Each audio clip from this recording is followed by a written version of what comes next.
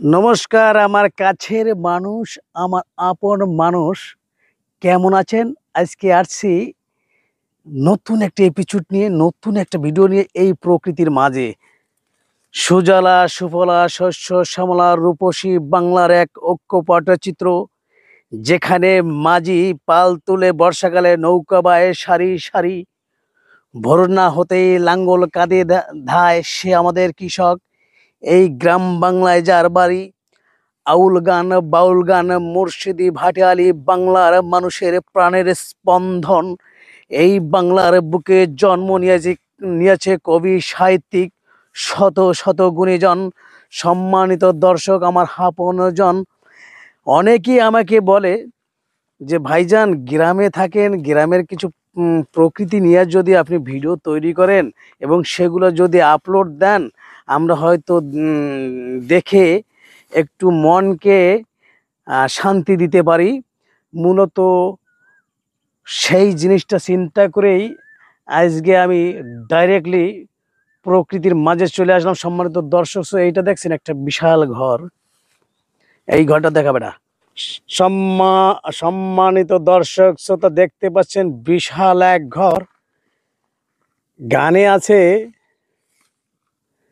সবে মাত্র একটি খুঁটি, খুঁটির গোড়ায় মাগার নাই রে মাটি, কিছে ঘর রবে খাটি, শূন্যের উপর প্রস্তা করে, ধন্য ধন্য বলি তারে। সম্মানিত দর্শক, একটি খুঁটির পার একটি ঘর, আশপাশে গাছ নাই, গাছালি নাই, শুধু প্রকৃতির ধান আর ধান, তার মাঝে একটি ঘর।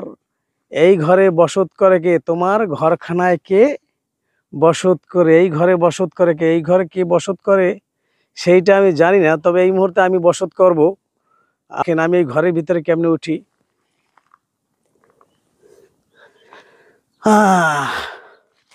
খুঁটির গোড়ায় নাই রে মাটি, পইরা গেলে কি কওয়া যায়? পইরা গেলে কি হবে? পইরা গেলে শ্মশানে যাবো।